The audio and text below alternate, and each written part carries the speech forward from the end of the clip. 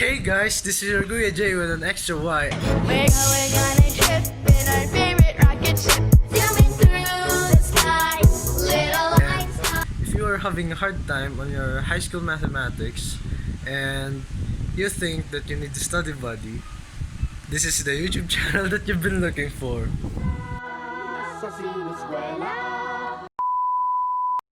Today we're going to talk about the Pythagorean theorem.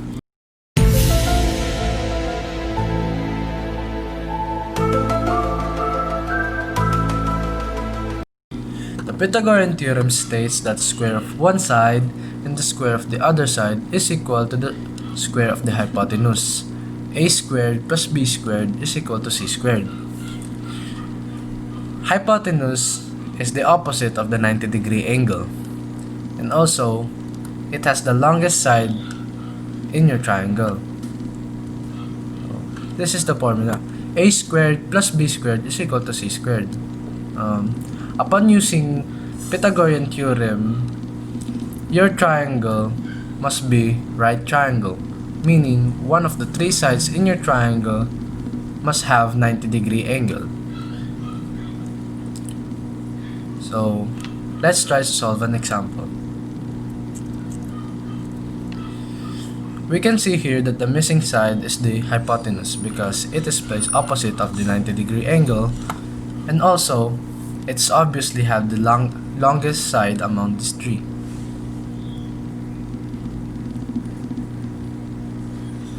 Upon solving, we must first write all the given. So A is 3. A can be 3 or 4, it doesn't matter. B is 4. C is missing, which is the hypotenuse.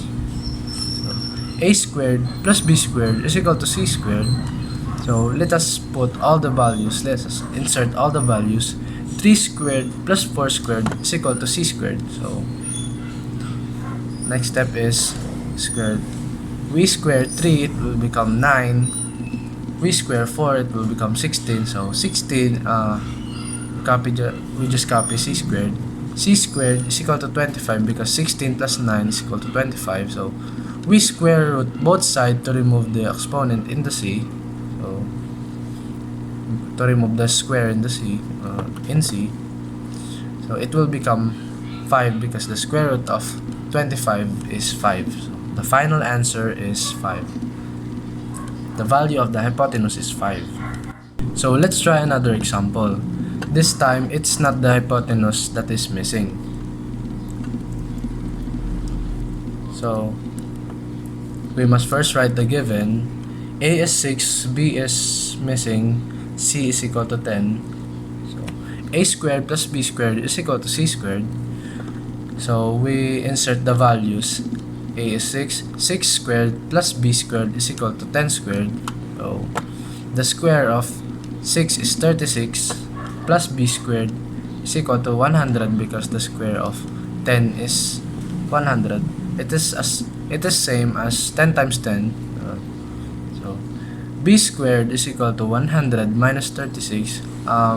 We transpose 36 to the other side. That's why it become negative. So become 100 minus 36. So B squared is equal to 64 because 100 minus 36 is equal to 64. So we square root both sides to get the value of B. The final answer is 8. The missing value is 8. So let me give you another example. This time problem solving. A ladder is placed 5 feet away from the house. The ladder comes up 12 feet of the house. How long is the ladder? So, upon solving, the technique here in problem solving is we must draw first the problem. So this one. A ladder is placed 5 feet of the house. It's placed 5 feet of the house, and the ladder comes up 12 feet of the house. This one. How long is the ladder? So we can see that it formed a triangle, a right triangle. So this problem is identical to the problem number 1 because the missing side is the hypotenuse. We don't know the value of the hypotenuse, which is the length. is also the length of the ladder. So let's try to solve. Upon solving, we must write first all the given. It's very important. A is 12 feet. A can be 12 feet or 5 feet, doesn't matter. So B is 5 feet. C is the hypotenuse, so is missing. That is missing. So solution. C squared is equal to A squared plus B squared. So we put all the values. So C squared is equal to 12 feet squared. It's the parenthesis plus 5 feet squared. So C squared is equal to 144 square foot. We squared 12, it become 144. We squared feet, it become square foot plus 25 square foot. So C squared is equal to 169. 144 plus 25 is 169. 169 square foot. We square root both sides, it become 13 feet. So the length of the ladder is 13 feet. So that is the final answer. We are done. Favorite rocket ship.